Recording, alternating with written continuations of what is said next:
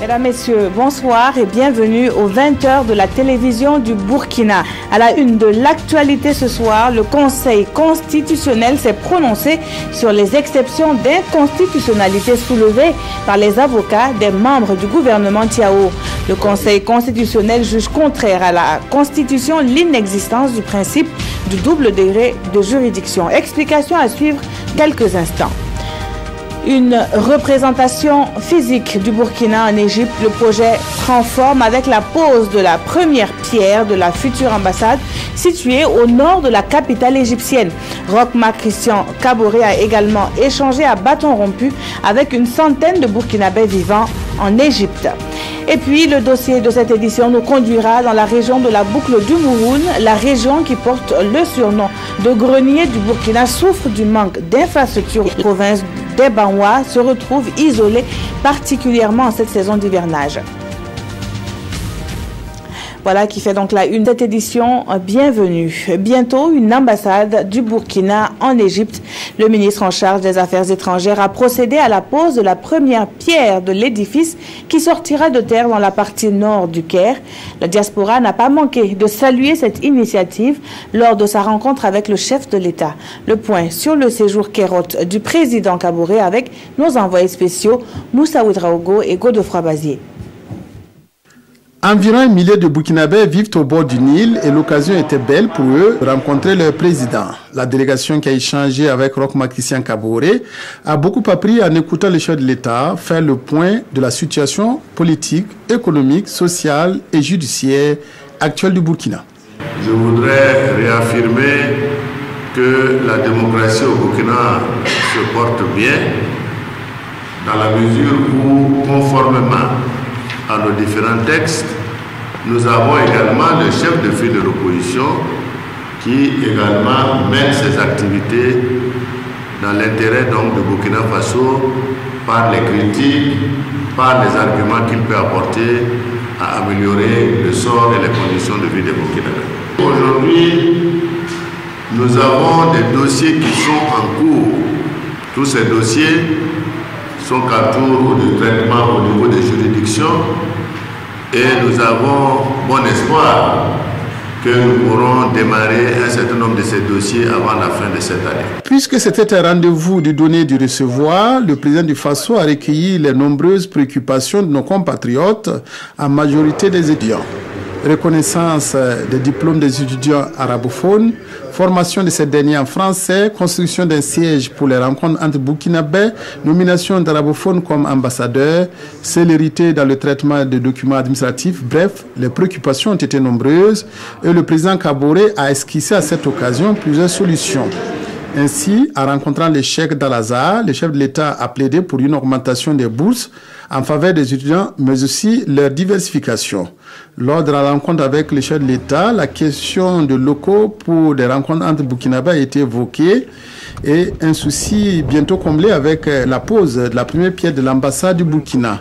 La pose de la première pierre d'un immeuble au nord du Caire a été faite par le ministre des Affaires étrangères, de la coopération régionale et des Burkinabés de l'extérieur. Sur ces 8000 m², nous pensons que nous pouvons sortir à la fois la chancellerie, c'est-à-dire les bureaux et les bureaux de l'ambassade, mais également la résidence de l'ambassadeur et même la résidence des collaborateurs de l'ambassadeur. Les ressortissants burkinabés en Égypte et leurs représentations diplomatiques ont apprécié cette visite du président du Faso qui a débouché sur des actes concrets. Eux aussi ont échangé avec le président du Faso sur des questions économiques.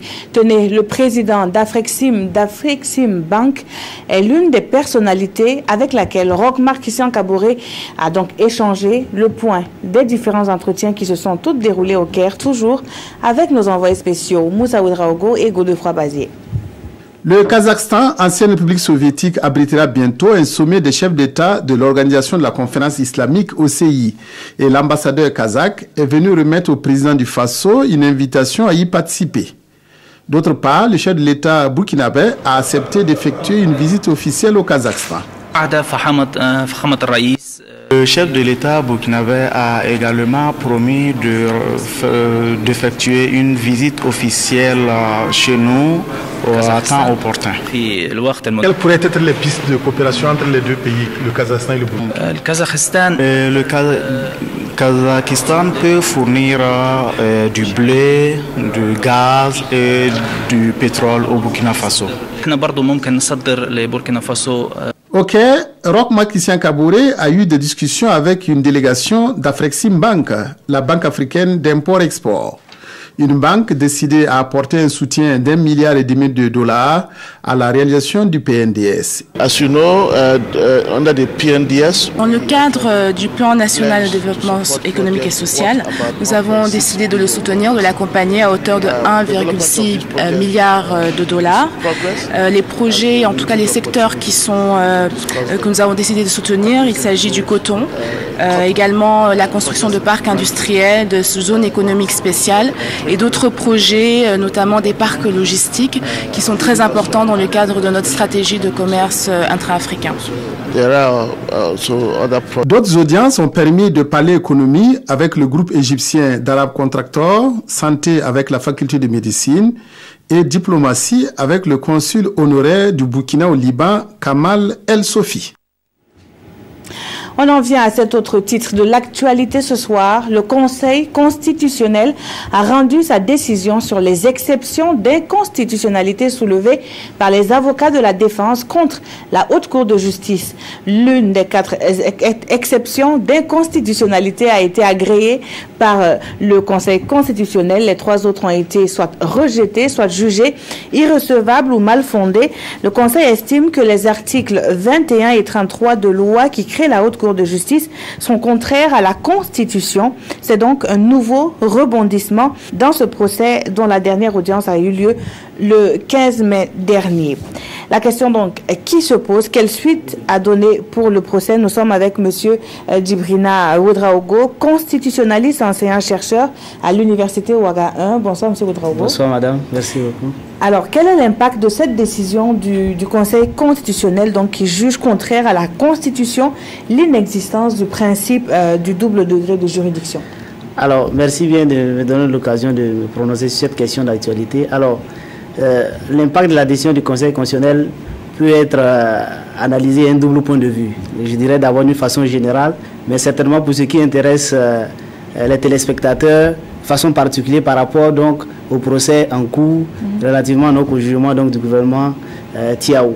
Alors la décision du Conseil constitutionnel, je dirais que sa solution était plus ou moins attendue puisque quand on regarde la décision qu'elle a rendue l'année dernière, en septembre 2016, elle avait donc déjà dessiné les signaux en nous disant que le double degré de juridiction constituait donc un principe fondamental de procédure. Donc on s'attendait plus ou moins à ce que le Conseil nous dise que les articles 21 et 33 sont bien entendu contraires donc au principe du double degré de juridiction.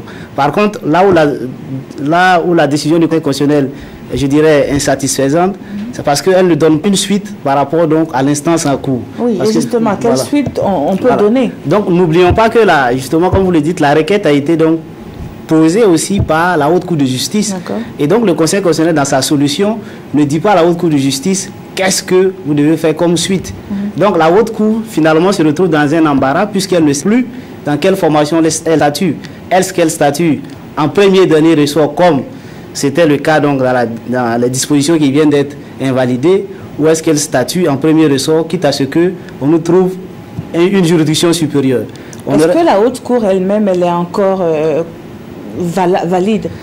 La Haute Cour est encore valide puisque le Conseil constitutionnel il rejette l'argumentation selon laquelle la formation de la Haute Cour est contraire, donc n'est-ce pas, n'est pas contraire au principe de la séparation des pouvoirs. Donc, ce qui aurait été peut-être plus indiqué que le Conseil constitutionnel nous dise pour la circonstance qu'il fasse, il nous donne une solution de circonstance. En exemple, pour l'instance en cause, la Haute Cour de justice peut statuer, quitte à ce que sa décision soit soumise en appel ou en cassation à la Cour de cassation qui, en tant que juridiction supérieure de l'ordre judiciaire, est aussi gardien donc des libertés individuelles. Et est-ce qu'une relecture de la loi s'impose justement? Alors, cela fait partie donc de ce que j'appelais donc les impacts à caractère général, puisque le rôle du Conseil constitutionnel justement, c'est de constater si une disposition d'une loi est ou non contraire à la Constitution. Vous parlez tout simplement si elle respecte ou non les principes qui sont définis dans la Constitution. Et le Conseil constitutionnel, son rôle, on va le dire, c'est un peu l'image qui est donnée par l'ancien président du Conseil constitutionnel français, Jean-Louis Debré. Il disait que nous, au Conseil constitutionnel, on a la gomme, mais on n'a pas le crayon.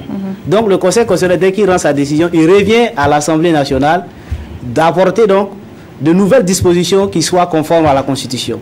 Et là, le Conseil constitutionnel aurait pu, même s'il n'a pas le crayon, il aurait pu orienter la décision du Conseil constitutionnel parce que les constitutionnalistes savent ce qu'on appelle l'interprétation directive. Il dit à l'Assemblée nationale, vous pouvez prendre une disposition dans ce sens. Et l'Assemblée nationale, qui a normalement le crayon, prend la décision de sorte qu'on n'est pas encore à revenir vers le Conseil constitutionnel pour apprécier cette fois-ci encore la constitutionnalité des nouvelles dispositions. Et justement, c'est de ce point de vue que la décision reste une décision assez partielle. Je dirais que le Conseil constitutionnel n'a certainement pas achevé son office parce qu'il aurait fallu qu'il aille un peu plus loin. On peut effectivement encore revenir sur les motifs de la décision. Parce que la solution, certes, elle est importante, mais les motifs qui commandent la décision, puisqu'on dit que les motifs sont le soutien nécessaire de la décision et en constituent le fondement même. Et quand on lit les motifs de la décision, alors on reste, si ça fait, on tombe même des nues. Parce que le Conseil constitutionnel avance des arguments qui tendent à laisser croire que il a abouti à une décision un peu tirée par les cheveux. Si le temps permet, on peut revenir... malheureusement, le temps ne nous permet pas, mais forcément, nous reviendrons plus en détail sur justement ces termes assez techniques. Nous reviendrons de façon plus éducative dans nos prochaines éditions. Mais merci à vous, Monsieur Ouedraogo, d'avoir été sur ce plateau pour donner votre lecture en tant que constitutionnaliste sur donc la décision du Conseil constitutionnel. Et puis, ce communiqué, avant de poursuivre, le ministre de la Communication informe qu'un car de transport en commun reliant Bobo Dioulasso à Bamako a été victime d'un accident de la circulation samedi 10 juin à Bougouni, en territoire malien. 9 commerçants burkinabés ont perdu la vie et 22 autres ont été blessés, dont 5 dans un état critique. Les blessés ont été tous admis au centre universitaire Soro Sanon de Bobo Dioulasso. Le gouvernement, tout en déplorant l'accident, est solidaire des victimes. Une mission s'est rendue ce lundi auprès des familles éplorées et des blessés. Puis le communiqué précise que des dispositions ont été prises entre les autorités maliennes et burkinabè pour situer les causes de cet accident. Et puis nous poursuivons avec cet arrêt de travail observé par les magistrats et auxiliaires de justice à partir de ce lundi, et ce pour 72 heures. Cette grève se veut un signe de solidarité avec les acteurs du palais de justice de Manga suite aux événements de la semaine dernière. Le rappel des faits et le constat sur place à Manga avec Nong Bakunda et Mounira Kéré. De Manga porte toujours les stigmates du passage de la foule. Des portes et des fenêtres arrachées, des vitres brisées, des troncs d'arbres incendiés, et ce n'est pas tout.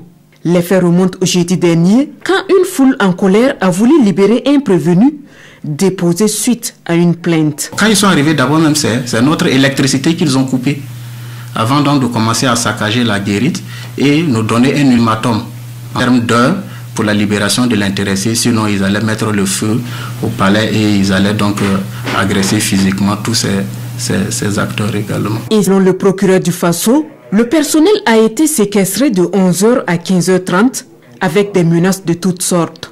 Tout est parti de ce kiosque PMUB à la suite d'une altercation entre un jeune médecin dénommé Seni Zongrana et un garde de sécurité pénitentiaire du nom de Pateneba Zongo. Le jeune est venu, il a fait les autos, mais il disait qu'il ne connaissait pas écrire.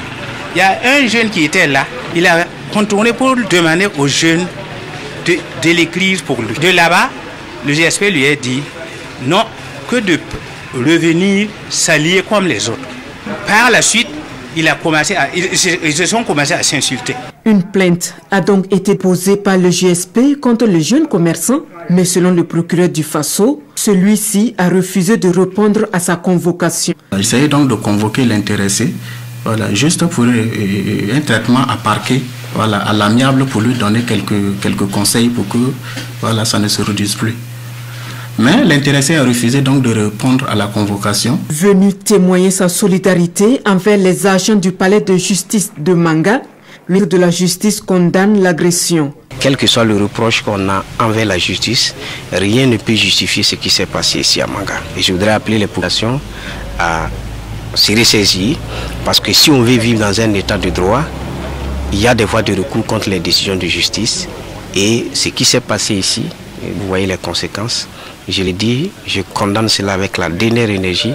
Les magistrats, les greffiers, la garde de sécurité pénitentiaire observent depuis ce lundi un arrêt de travail de 72 heures. Le ministre René Bagoro les invite à reprendre le travail, car selon lui, les coupables seront retrouvés et punis conformément à la loi. Et ce 12 juin marque la journée mondiale de lutte contre le travail des enfants. Le phénomène à la peau dure fort consenti.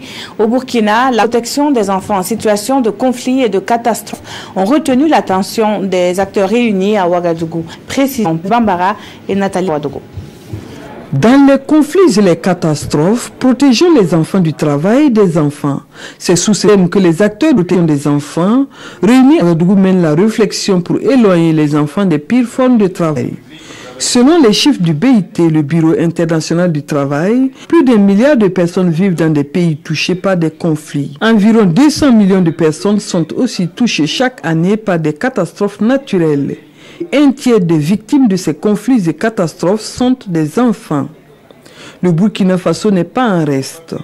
Les différentes attaques dans la région du Sahel ont un impact sur les populations obligées d'abandonner leur village, mais aussi sur l'année scolaire du fait du départ forcé de certains enseignants. Et selon le représentant du ministre en charge du travail, il faut des actions fortes pour venir à bout de ce fléau, notamment développer l'accès à l'éducation et à la protection sociale et faire respecter les droits fondamentaux des enfants réfugiés ou déplacés. À cet effet, un concours de dessin sur le travail des enfants a été organisé. 3 écoles ont pu prendre part. Il s'agit de l'école de Baouguin A et B et l'école de Kadiogo. Le premier et le deuxième prix reviennent respectivement aux élèves Daou Ousmane et Wedrogo Zalissa, tous de l'école de Kadiogo. Ils emportent chacun la somme de 25 000 et 20 000 francs CFA, plus un kit scolaire et des t-shirts. Cette journée mondiale de lutte contre le travail des enfants est choisie pour former les acteurs sociaux intervenant dans le domaine de l'enfance. L'initiative portée par la coalition au Burkina pour les droits de l'enfant se tient à Ouagadougou. Les participants du Burkina disent Issa Kafando et Kadi Sanogo. La coalition au Burkina Faso pour les droits de l'enfant, COBIFAD, veut faire du respect des droits de l'enfant au Burkina une réalité. Cette organisation de la société civile entend jouer sa partition aux côtés de l'État pour la promotion et la protection des droits de l'enfant. C'est pour ce faire que la COBIFAD et ses partenaires ont initié cet atelier de formation. Les bénéficiaires de cette formation sont les travailleurs sociaux, les agents de santé, de la sécurité, de la justice et de la promotion des droits humains. Nous attendons vraiment de renforcer les capacités des acteurs sociaux à mieux suivre la mise en œuvre des différents instruments juridiques nationaux, internationaux et régionaux pratiqués par notre pays pour la protection des droits des enfants. Les droits sont respectés, mais beaucoup reste à faire. Beaucoup reste à faire. Pourquoi nous avions en tout cas initié cet atelier pour renforcer les capacités de ces acteurs sociaux-là. Le gouverneur de la région du centre a salué l'engagement de la COBIFAD dans cette quête de l'épanouissement des enfants. Cette formation de 48 heures va permettre aux travailleurs sociaux venus de cette région du Burkina de se familiariser avec les différentes conventions relatives aux droits de l'enfant. Une autre réforme s'est portée à Koudougou. Les maillons de la chaîne commande publique ont été édifiés sur les innovations de la loi portant passation des marchés publics au Burkina. C'est en tout cas l'objectif global de la formation assurée par le cabinet Wellmus Consulting, Paul-David Bambara, Mariam Dao et Kadi Sadongo pour le compte rendu.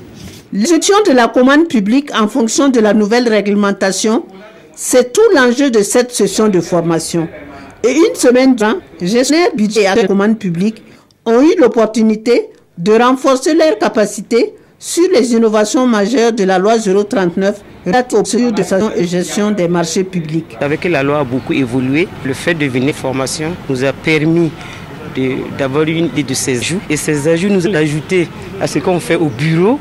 Et ce qu'on ne faisait pas, il faut qu'on puisse le faire pour être en règle vis-à-vis des textes de l'État. Au sortir de cette formation, nous pensons que tous les acteurs qui interviennent dans le processus de la passation des marchés sont mieux outillés pour une meilleure application de la réglementation en vigueur. Pour les cabinets Wellmus Consulting, la non-maîtrise de la réglementation est source de conflits et de contre-performances dans l'exécution des budgets. Aujourd'hui, le contentieux en marché public ne manque jamais. Tout le temps, il y a des parties qui se tirent au niveau de l'autorité de régulation commande publique. Ce qui signifie qu'à quelque part, il y a une non-maîtrise de la procédure de passation de marché et qui entraîne des litiges. La loi 039 est en vigueur depuis le 2 décembre 2016 afin d'alléger les procédures de passation de la commande publique au Burkina Faso. Le dynamisme de l'entrepreneuriat burkinabé reconnu à plus de 5500 km. À Paris, le PDG du groupe Planor Afrique est l'un des lauréats des trophées GIFA d'or. C'était au cours de la soirée de clôture du 4e Forum économique international pour l'entrepreneuriat et les financements. Le point avec nos envoyés spéciaux à Paris, Mayoud Bayala et Alaz Yagibou. Alors que certains discutent avec, d'autres se congratulent pour la bonne conduite des travaux du 4e Forum économique international pour le développement de l'entrepreneuriat et le financement. C'est dans cette ambiance de gaieté que les hommes d'exception de l'année, ciblés par le groupement international des femmes actives GIFA, ont été distingués. 12 GIFA d'or au total ont été décernés à des acteurs de différentes nationalités et de divers domaines d'activité. Un choix qui s'appuie sur la qualité, portée sociale et citoyenne de leurs œuvres. Et du haut de ce podium des lauréats des GIFA d'or 2017, le talent entrepreneurial du Burkina s'est étoile avec l'attribution du GIFA d'or de l'entrepreneuriat panafricain de l'année au président directeur général du groupe Planor Afrique. En clôt les remises des GIFA d'or pour encourager, pour montrer à la jeune génération que c'est possible de gagner en travaillant. Nous avons honoré M. Compaoré parce que lui, il aide les jeunes, il aide les femmes à s'en sortir. Dans la vie, c'est le travail seulement qui paye. Il n'y a pas d'autre réussite sans travail. Et puis pour les hommes d'affaires, c'est être honnête et travailler et respecter ses avis. Satisfait de la délégation et des représentants de la diplomatie burkinabé à Paris, pour lesquels ce couronnement témoigne du dynamisme de l'entrepreneuriat burkinabé. Un entrepreneuriat qui repousse les barrières de l'impossible et s'impose sur la scène internationale. Satisfaction de voir une personnalité du monde des affaires du Burkina Faso distinguée pour ses œuvres qui sont reconnues à travers le continent africain et qui porte également haut le flambeau du Burkina Faso. Dans l'actualité également ce soir, l'enclavement d'une zone porteuse de l'économie nationale. Nous sommes dans la province des Banwa, région de la boucle du Mouhoun. La saison d'hivernage n'est pas pour aider cette localité qui se retrouve coupée des autres villes voisines. Le manque d'infrastructures est pointé du doigt par les populations. Le constat dans ce dossier signé Lassina Ouattara et Karim Ouedraogo. La province des Banwa, à l'instar des autres localités de la région de la boucle du Mouhoun, est enclavée. Le tronçon de Dougou-Solenzo ou Nounou-Solenzo est impraticable même en saison sèche. Rallier ces localités relève d'un parcours du combattant. Et la saison pluvieuse vient augmenter le calvaire des populations. Et en toute honnêteté, à une certaine période de la saison hivernale, en tout cas notre commune est inaccessible. C'est la première difficulté sérieuse. Alors c'est pour dire que la difficulté de la commune de Tansila s'étend sur la province. Voilà. S'il n'y a pas de route à Tansila, il n'y a pas de route à Solenzo, il n'y en a pas à Sanaba, il n'y en a pas à Balavé. En tout cas, c'est pour dire que la province des Banwa est sérieusement coupée. Pourtant, la province des Banwa est une zone à forte production agricole, entre autres par excellence. Elle occupe le 3e rang en production céréalière, le 2e en production du coton et sésame, puis le 1er rang en production d'amandes de qualité dans la région. Et cette situation rend ainsi difficile le transport et les transactions commerciales. C'est une zone à fort potentiel de production que nous arrivons à accompagner à travers la SONAGES, à travers le programme alimentaire mondial bien sûr, et récemment à travers la CEDEAO qui est en train de mettre en place une réserve de sécurité alimentaire dans notre sous-région. C'est vrai que des difficultés en termes d'accès se posent, c'est fastidieux, c'est souffrant, c'est même pénible. L'État a promis des solutions à cette problématique de route dans cette localité. Et la population espère que cette fois-ci sera la bonne. Tout récemment, à la journée du paysan, on nous a confirmé qu'il y a déjà une entreprise qui a été retenue pour refaire nos routes. Ça déjà, ça peut nous soulager. Alors, j'ai vu un entrepreneur la dernière fois, il dit que lui, il est là pour faire les ponts. Alors, si cela est une réalité, c'est vrai que c'est la saison hivernale, mais bon, ils vont le faire avec beaucoup de difficultés. Mais si cela est fait, ça va nous soulager un temps soit. Malgré son enclavement, la province des Baouan joue un grand rôle dans l'économie nationale. En effet, elle abrite des marchés céréaliers tels que Solenzo, Kouka, Sila, Sanaba, Yasso et Bena. Ils ont plaidé pour une Afrique prospère. Plusieurs organismes africains ont répondu à l'appel du ministre en charge des Affaires étrangères et à l'occasion de la commémoration en différé de la Journée de l'Afrique. Cette journée célébrée le 25 mai de chaque année marque l'anniversaire de l'adoption de la charte de l'ancêtre de l'Union africaine. Daouda Ouattara, Oumar Zombré, reportage. La Journée de l'Afrique célébrée au Burkina Faso. Chaque 25 mai, fils et filles du continent noir commémorent la charte de l'Organisation de l'Unité africaine, adoptée en 1963. La présente commémoration marque le 54e anniversaire du genre.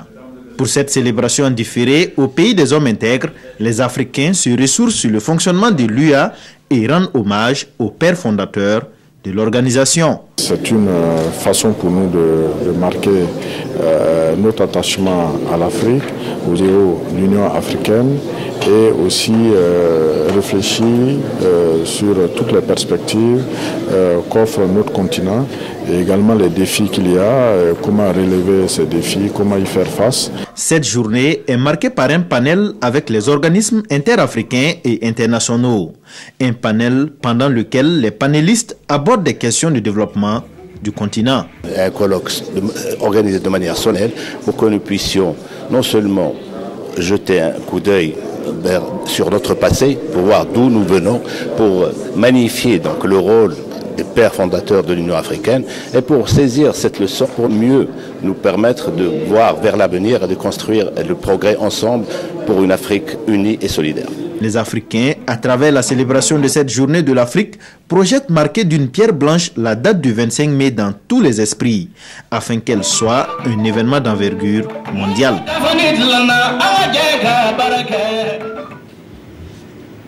La paix sociale est au centre de la journée nationale de la Fédération des églises et missions évangéliques.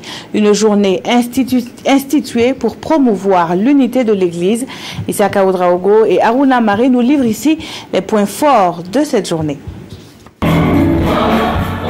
La Fédération des églises et missions évangéliques de Burkina, à la recherche de l'unité et de la consolidation de la paix sociale. Les différentes communautés évangéliques de la FEME se sont rencontrées pour mutualiser leurs efforts en vue de propager la mission intégrale de l'évangile. Pour le président de la FEME, le rôle de l'Église est aussi de promouvoir la paix sociale. La parole de Dieu, comme nous venons de l'entendre, a dit que si tu n'aimes pas ton prochain que tu vois, tu vas prétendre aimer Dieu que tu ne vois pas. Et si nous voyons que l'amour diminue, il faut de temps en temps aussi les appeler pour quand même que ce sentiment, cette parole, cette vérité-là soit encore mise à jour. Le ministre de l'Agriculture, lui, est venu témoigner le soutien du gouvernement aux communautés évangéliques dans cette quête de cohésion sociale. Que l'Église puisse accepter, prendre une journée entière ou des journées pour enseigner, pour montrer qu'elle œuvre dans le sens de faire en sorte qu'il y ait un pays de paix, un pays où il y a la justice, un pays où les hommes et les femmes se mettent ensemble pour œuvrer pour le développement intégral. Et c'est une très bonne chose. À l'occasion, enfants et adultes et les différentes structures de développement de la FEME ont défilé pour traduire l'unité, la solidarité et l'engagement de la fédération. L'Église et les fidèles dans l'application de l'évangile holistique est le thème qui sera développé au cours de cette journée nationale. Le réseau Dignité est un regroupement d'organisations de la société civile qui prône un dialogue social au Burkina. Face aux professionnels des médias, le réseau annonce les couleurs de ses activités. Précision Moussa Ouedraogo et Aruna Mari. Le réseau Dignité s'insère désormais dans la faune des organisations de la société civile au Burkina Faso. Ce nouveau-né des réseaux d'OSC regroupe plus de 500 structures reparties sur l'ensemble du territoire, selon ses premiers responsables. Au dit de ses leaders, ce regroupement entend travailler à assainir le milieu des OSC et mener des actions citoyennes. Nous avons choisi, après moult réflexions, de nous structurer en caucus dénommé Réseau Dignité pour mieux interagir à travers l'organisation d'activités communes, le renforcement des capacités au profit de nos membres, le partage d'expériences interactives, la défense de l'intérêt général et la préservation des acquis démocratiques, de la bonne gouvernance et de l'édification d'un État de droit. La rencontre de ce jour marque le lancement des activités du réseau. Devant ses militants et sympathisants, la nouvelle structure s'est engagée à promouvoir la démocratie, la paix sociale et le développement du Burkina Faso. Nous interpellons les autorités à prendre davantage de mesures contre tout acte d'incivisme, à promouvoir le dialogue social afin de satisfaire les aspirations profondes. Michel Rabo et ses camarades ont également exhorté les autorités à trouver des réponses pour lancer les activités des entreprises sinistrées. Ils souhaitent que des actions diligentes soient entreprises pour la réconciliation nationale et la manifestation de la vérité sur le dossier de fin octobre 2014 et le putsch du 15 septembre 2015. Et puis les journaux de ce lundi sont tous revenus sur la tenue de la nuit des Galiens. Les parutions ont dressé un portrait du grand gagnant de cette 20e édition des trophées qui récompense le travail des professionnels des médias. Abdoul Rasmane Zongo signe la revue de presse. C'est lui, Mathias Drabo, la coqueluche, la vedette, la star des médias de ce lundi 12 juin, et les quotidiens s'enregistrent à travers divers titres. Jugez-en vous-même. Il décroche ainsi la palme d'or, plutôt la palme de l'excellence, pardon, le super gagnant, sinon le super prix ou tout court le meilleur prix, à ce jubilé de porcelaine, de la nuit du communicateur, dorénavant appelée nuit des Galiens, innovation oblige. Mathias Drabo remporte le meilleur prix, électe l'édition Le Pays. Mathias Drabo de la TNB, la précision vaut son pesant d'or, remplit la cagnotte, renchérit au jeu. Les images qui ont parlé pour Mathias Drabo complètent l'observateur. Ce sont des images portant sur l'alphabétisation de vieilles femmes à l'école et qui ont coûté au finish 6 millions de francs CFA, indique l'Obs. Cette cagnotte, détaille notre confrère d'aujourd'hui au Faso, est subdivisée en super gagnants d'une valeur de 3 millions de nos francs, y compris intérêt à Ouaga 2000, d'une valeur de 9 millions de nos francs et auquel s'ajoute une fière chandelle présidentielle, oui, une enveloppe de 2 millions de francs CFA du président du Faso, sans compter le prix d'1 million de francs CFA en palmarès officiel. Joie et remerciements sont donc forcément les sentiments du grand lauréat en 5 participations. Il dédie le prix à toute l'équipe de tournage, tout comme les étalons du Burkina Faso sportivement parlant dédie leur victoire au peuple burkinabé, rapporte le journal Le Quotidien. Ils confirment ainsi leur statut de favori en battant l'Angola 3-1 en éliminatoire de la CAN 2019. Merci d'avoir suivi ce journal. Très bonne suite de programmes sur la télévision du Burkina.